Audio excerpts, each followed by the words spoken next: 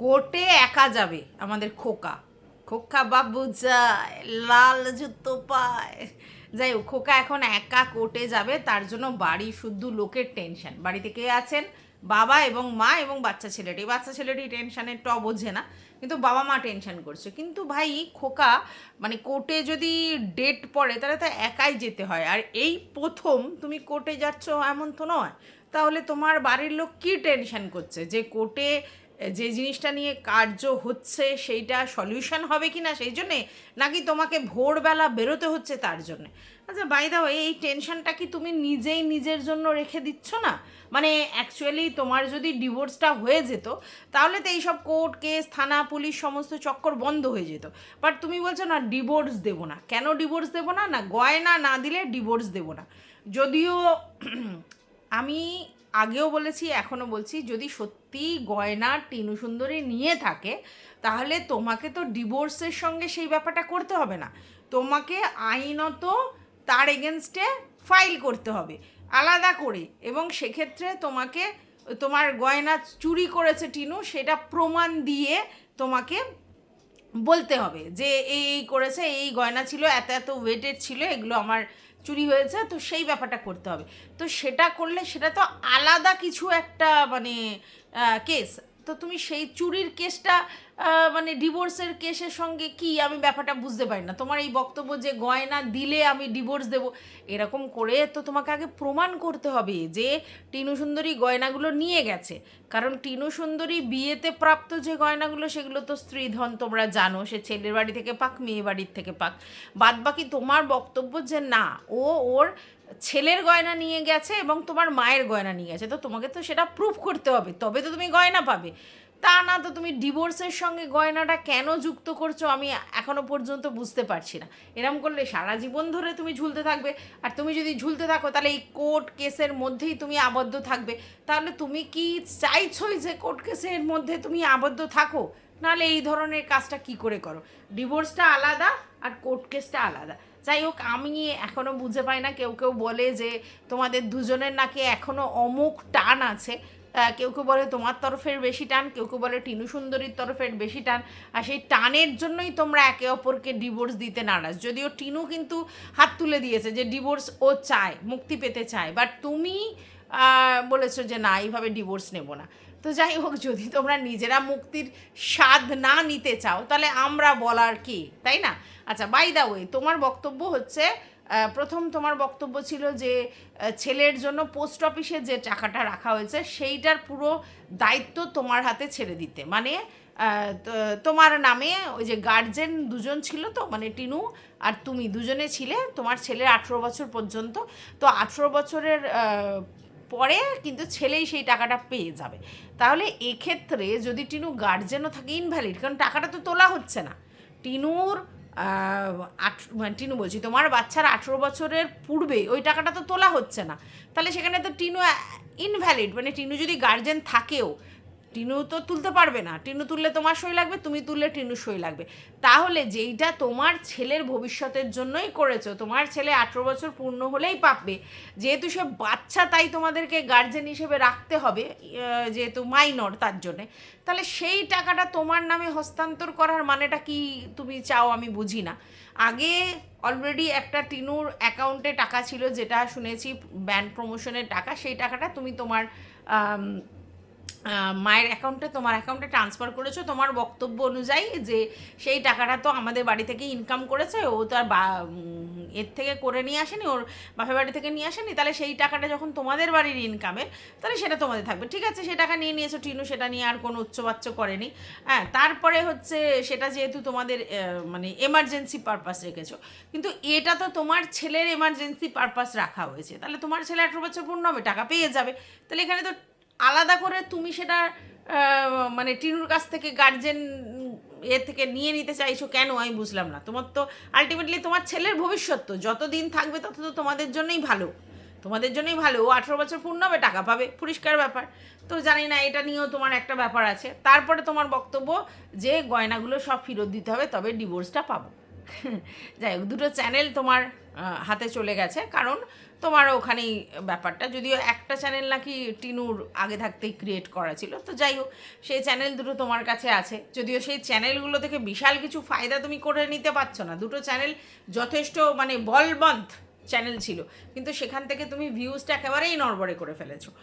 আর তাহলে তোমার আবার এখন বক্তব্য যে ডিভোর্সের জন্য এটা চাই, সবই যদি তুমি বলছো কি, তাহলে তো ওকেই সব দিয়ে দেওয়া হলো, ওকে কি দিয়ে দেওয়া হলো, মানে গয়নার ব্যাপারটা ওটা তো আইন বলছে শ্রীধন ও পাবে, বাদ বাকি যে তোমাদের যে বক্তব্য সেটার জন্য কোর্ট কেস করতে হবে। আমি তো শুনেছি থানায় নাকি এফআইআর করাও হয়েছিল, সমস্ত কিছু করা হয়েছে, তাহলে সেইটা সলিউশন তো আলাদা, এটার সঙ্গে ওকে ফেরত দিতে হয়, মানে এটা তো প্রমাণ করতে হবে তবে তো ফেরত পাবে। আমি এই ব্যাপারটা না মানে ভীষণ কনফিউজ যে তুমি কি বলতে চাও। তো যাই হোক, welcome back to my channel, আশা করছি তোমরা সবাই খুব ভালো আছো আর আমিও খুব ভালো আছি নতুন একটা ভিডিওর সাথে। আমি রুনা লাইফস্টাইল থেকে। মানে তোমার কাছে যে এই কোর্টে যাওয়াটা একটা কন্টেন্ট সেটা পরিষ্কার বোঝা যায়, আর তুমি জানো এই কন্টেন্টটা এরকমভাবে করলে একটু লোকে সিম্প্যাথি দেখাবে, এটা তুমি জানো। দেখো দুদিন আগে টিনু সুন্দরীও রানাঘাট কোর্টে গিয়েছিল, রানাঘাটই তো, হ্যাঁ রানাঘাট কোর্টে গিয়েছিল, তো সেটা নিয়ে টিনু বলেছিল, কিন্তু সেটা নিয়ে বিশাল কিছু হাইলাইট করেনি।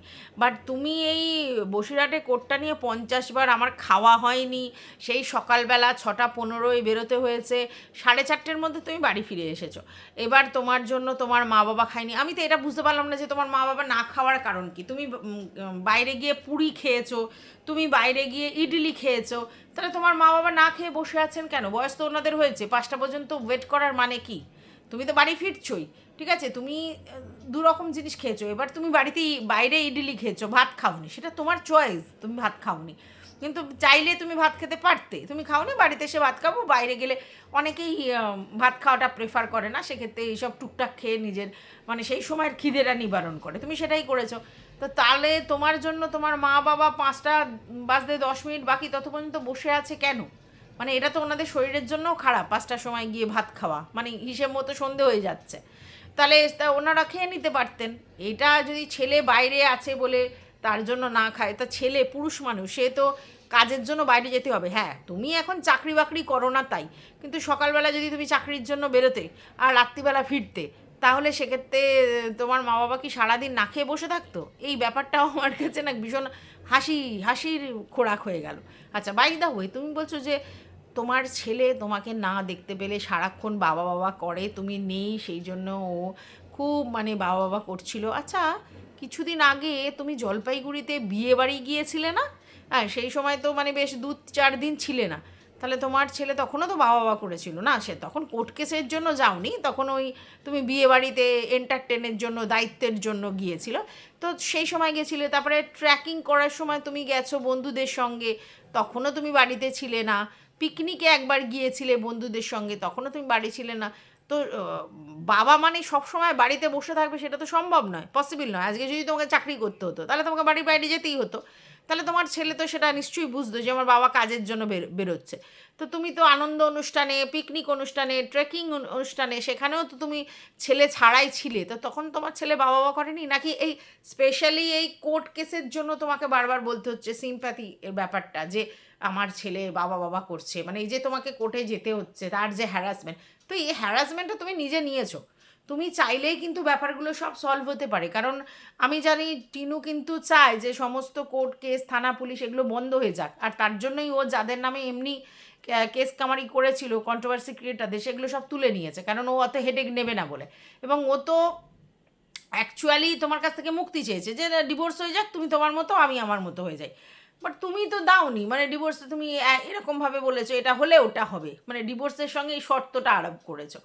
আর তারপরে হচ্ছে সব থেকে বড় কথা যে তাহলে আর এই কেসগুলো উঠছে না। না না, আমি বলছি না যে তোমার এগেনস্টে যেগুলো কেসগুলো করেছে ঠিক করেছে, একদমই আমি সেটা বলতে চাইছি না, কিন্তু এই ব্যাপারগুলো তো তুমি নির্মূল করে দিতে পারো। তুমি সেই একই জায়গায় যদি আটকে পড়ো তাহলে জীবনটা তো ওইখানেই আটকে পড়ে থাকবে নতুন করে তো আবার তুমি জীবনে আগিয়ে নিয়ে যেতে পারবে না, কারণ তুমি ইচ্ছাকৃতই ব্যাপারগুলো করেছো।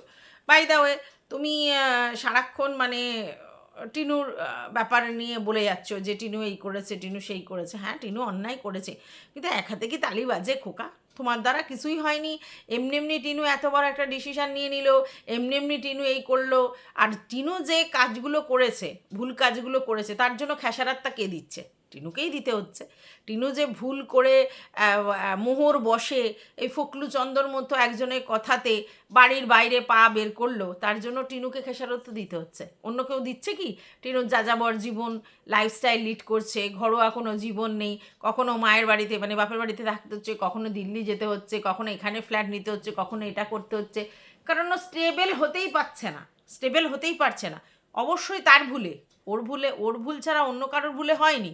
কিন্তু তুমি দেখো, আমি বুঝতে পারছি না যেই জিনিসটা থেকে তুমি ভালো কিছু পাওনি, কারণ তুমি, তোমার মা, তোমার ছেলে তিনজনে মিলে টিনু যখন গেছিল 1 বছর পূর্ণ হয়েছে সেলিব্রেট করেছিলে কেক কেটে, যে আপদ বিদায় হয়েছে। তারপরে তুমি বলেছিলে যে টিনু নাকি তোমাদের বাড়িতে সমস্ত খাবার খেয়ে নিত, মানে তোমাদের বাড়িতে নাকি তখন খাবারই থাকতো না, যাই খাবার আনতে টিনু খেয়ে নিত, তো এরকম গোগ্রাসে খেয়ে নিত।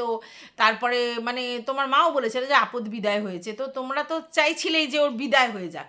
তাহলে যখন চাওই যে বিদায় হয়ে যাক এবং ও বিদায় হয়ে গেছে, তাহলে লিগালি তার সঙ্গে কাট অফটা না করার কারণটা কি? মানে তোমরা চাও যে আইনত বিদায় না হোক, মানে এটাতে তো তোমারও একটা লাইবিলিটিস রয়ে যাচ্ছে না, যে তো এখনো পর্যন্ত তোমার বউ হিসেবেই চারিদিকে গণ্য হচ্ছে।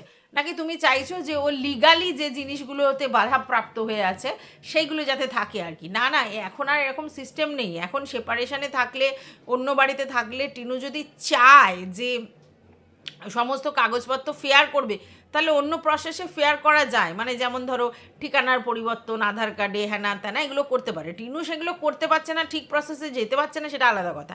এমন নয় যে ডিভোর্স না হলে আর কোনো দিনই তার অ্যাড্রেস হবে না, ও অন্য আইনত কাজগুলো করতে পারবে না, সব পারবে। এখন এরকম আছে, সেপারেশনে থাকাকালীন অ্যাড্রেস চেঞ্জ হয়েছে, অন্য কিছু চেঞ্জ হয়েছে, আধার কার্ড চেঞ্জ হয়েছে, অনেক কিছু হয়েছে, কোর্টের এপিডেপিড করে হ্যানা করে ত্যানা করে অনেক কিছু হয়।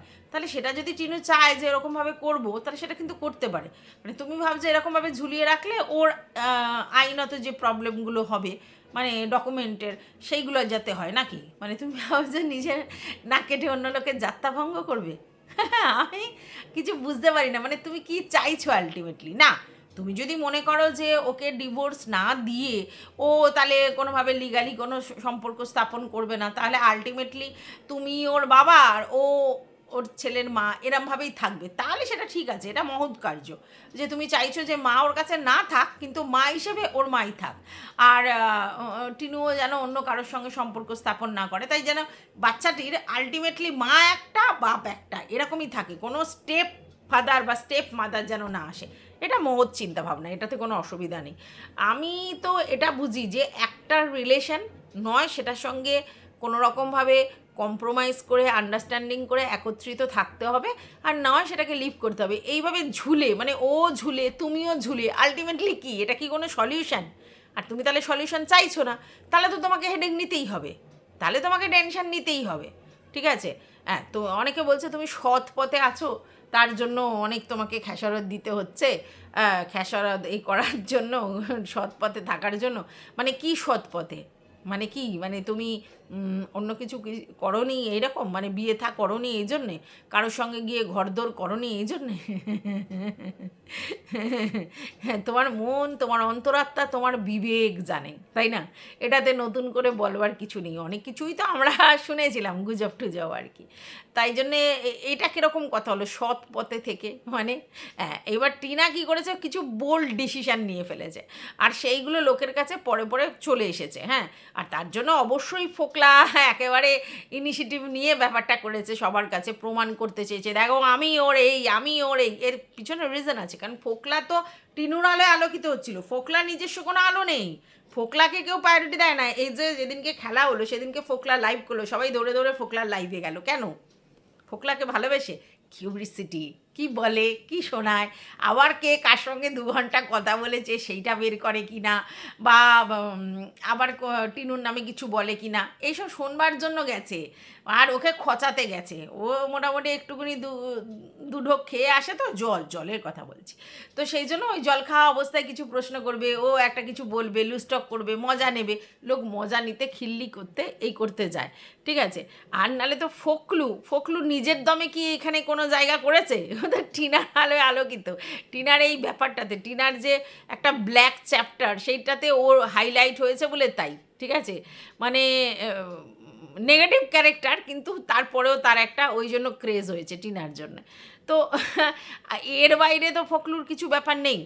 যাই হোক, ফোকলুও কিন্তু এই গয়নার ব্যাপারটা কিন্তু বলতে পারেনি, আমি জানি না ফোকলু জানে কি জানে না, ফোকলুও কিন্তু গয়নার ব্যাপারটা বলতে পারেনি। অনেকে বলছে টিনু বেচে খেয়ে নিয়েছে গয়না, তাই কিছু বলতে পারছে না।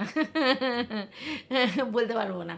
হ্যাঁ, কে কি বেচে খেয়েছে, কে কি পড়ে রেখেছে, কে কি লুকিয়ে রেখেছে, কিছুই জানি না।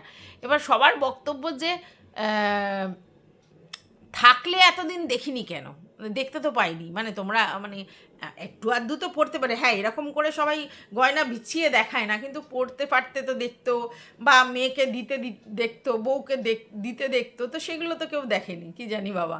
মানে কিসের মানে তুমি কি ওই স্ত্রীধনগুলোর কথা বলছো? তো তুমি বলবে না সেটা বলিনি, তাহলে তোমার মায়ের গয়না, তোমার মায়ের গয়না এত ছিল তবুও সে স্কিটিগুল পরে ঘুরতো, কখনো কোনো কিছু মানে হাতে গলায় কানে পড়েনি, এটাও আমার বিশ্বাস করতে কেমন লাগে।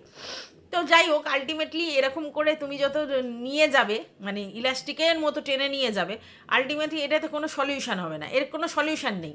কারণ টিনাও টিনার মতো বলছে যে আমি নিইনি, আর তুমিও তোমার মতো বলছো ফেরত না দিলে ডিভোর্স নেই। তাহলে ডিভোর্স যদি না হয় তাহলে তো এরকমভাবে কোর্ট কেস পড়বে, ডেট পড়বে, তোমাকে যেতে হবে, হাজিরা দিতে হবে, তারপরে এসে যদি আবার সেটা নিয়ে নাকে কাঁদতে বসো যে যেতে হচ্ছে, আমার বাড়ির লোক টেনশন করছে, আমার ছেলে খুঁজছে, এগুলো বলো তাহলে কি?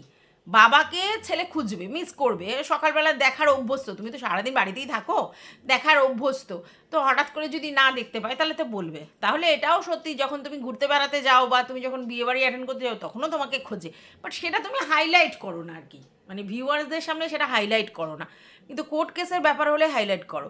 আর এই সময়টা দেখবে একটা সিম্প্যাথি গ্রো করে তোমার প্রতি, আর একটু চ্যানেলে ভিউজ টিউজ হয়, এটা তো স্বাভাবিক ব্যাপার। কারণ দেখো তোমার ভিউজ মানে পড়েই গেছে বলা চলে, কেউ ইন্টারেস্টই দেখায় না ভিডিওতে। কত সুন্দর করে ক্যামেরা করো, সুন্দরবনের কন্টেন্টগুলো ভালোই করেছো, ভালো লাগছিল দেখতে, আমি তো দেখেছি আর কি তোমার সুন্দরবনের কন্টেন্টগুলো। হ্যাঁ, কিন্তু ওই হচ্ছে কি বলো তো, মানে আপামোর জনসাধারণ যারা তোমাকে সাবস্ক্রাইব করেছিল, তোমার চ্যানেলে রেগুলার ভিউজ দিত, তোমার পাশে আছি, তোমার বুইন দিদি বলে নিজেদেরকে বলেছিল, তো কোথায় তারা, কজন আছে তারা? তাদের তো দেখতে পাই না, তাহলে তো তোমার চ্যানেলটা নিশ্চয়ই এতটা ডিটোরিয়েট করতো না। তুমি মাঝে মধ্যে আবার চ্যানেল ছেড়ে দেওয়ার কথা বলেছো, যদিও আবার রেখে দিয়েছো, অনেকবারই অনেক কমিটমেন্ট করেছো, আবার রেখে দিয়েছো, সে ঠিক আছে, ওর কমিটমেন্ট লোক করেই তোরবার জন্য।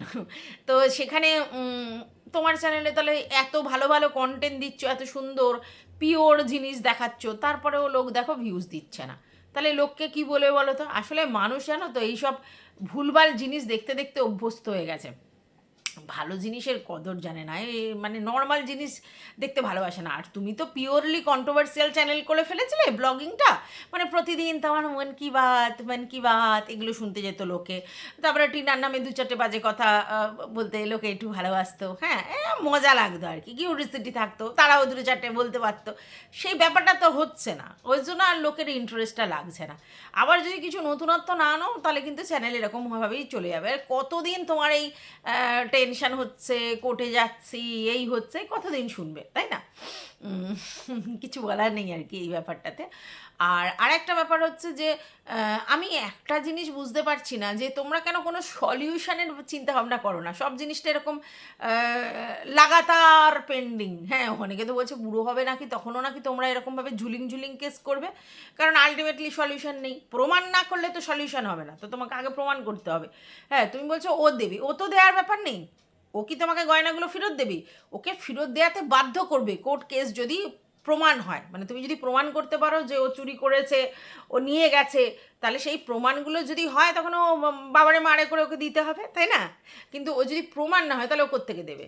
তাহলে মানে তুমি কি বলছো, মানে এটা কি আলাদা করে সেটেলমেন্টের কথা বলছো বাইরে? মানে তুমি যে সেটেলমেন্টের কথা বলছিলে না, যাই হোক, তুমি তোমার লয়ারদেরকে বলছো, মানে তারাও পয়সা দিয়ে আর কি হয়। হ্যাঁ, তুমি কিন্তু প্রচুরবার লয়ার চেঞ্জ করেছো, প্রথমে একজন ছিল, তারপর আবার একজন ছিল, তারপর আবার এটা হলো, লয়ার প্রচুরবার চেঞ্জ করেছো, মানে চেঞ্জ করার পর দেখছো প্রতিবারই সেই ধোকা ধোকা ধোকা। ইস, কী রে বাবা, পয়সার জন্য কি না কি করে এরা, বলো, তাই না? সত্যি কথা।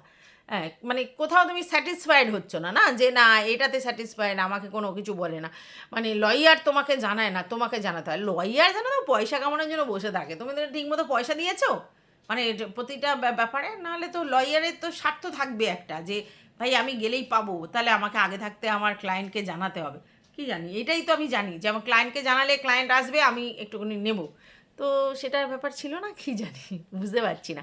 তো যাই হোক, কোর্ট কেসের জন্য তোমাকেও যেতে হচ্ছে, কোর্ট কেসের জন্য আমাদের টিনু সুন্দরীকেও বেরোতে হচ্ছে। টিনু সুন্দরী রানাঘাটে যাচ্ছে, তুমি বসিরহাটে যাচ্ছ, মানে দুজন দুজনের জায়গাতে কেস করেছে। তো এইভাবেই চলতে থাকবে নাকি? মানে আমরা এই দেখবো? নতুনত্ব কিছু আনো, একটু অন্যরকম দেখতে ভালো লাগে। এই একই জিনিস তোর বড়ি খাড়া, খাড়া বড়ি তোর, কী ভালো লাগে? ভালো লাগে না। আর তুমি বলছো যে নেই বলে বাজার করতে পারেনি। তুমি প্রতিদিন বাজার করো? মানে প্রতিদিন সকালবেলা উঠে বাজার করতে যাও, তারপরে মানে রান্না হয়, এরকম হয়? মাঝে মধ্যে একটু আধটু সবজি টবজি এগুলো থাকে না? থাকে তো, কি জানি। তুমি মনে হয় প্রতিদিনের বাজার প্রতিদিন করো, সেই জন্য দেখলাম যে বাজার করতে পারোনি, মানে কোর্টে গেছো বলে বাজার করতে পারোনি বলে তাই মানে তুমি যখনই বাড়ি থাকো না তখনই তোমাদের তার মানে এরকম রান্না বান্না হয়, মানে যা থাকে তাই দিয়ে হয়ে যায়। বাজার রেগুলার কে করে? একদিন ছাড়া একদিন করে লোকে। হ্যাঁ, অনেকে সপ্তাহে করে যাদের প্রয়োজন হয়। তা তো তোমাদের ফ্রিজ আছে, কিছু জিনিস তো ফ্রিজে রাখাই যায়, কি ডিম করা যায়। তো যাই হোক, আর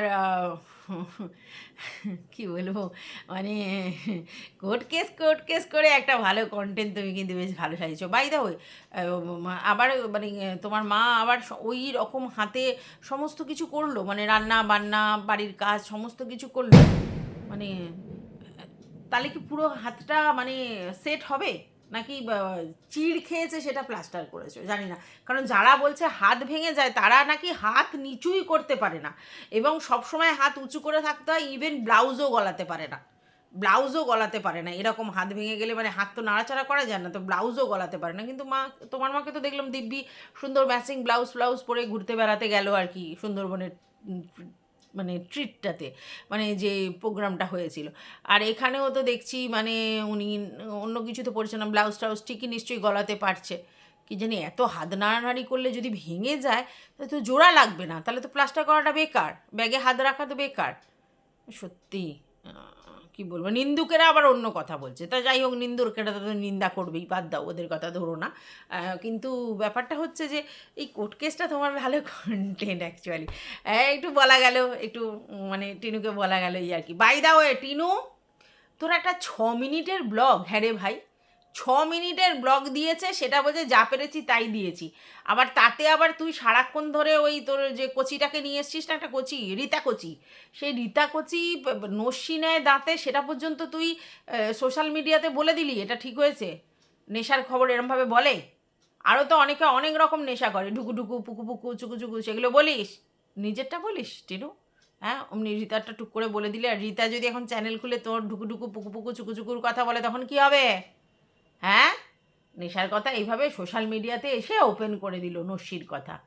ছি ছি ছি ছি ছি ছি ছি। কিন্তু আমি তো যতদূর জানি নস্যি নাকে টানে, দাঁতে দেয় আবার, কি জানি। তো যাই হোক, ভিডিওটা এই পর্যন্ত, টাটা।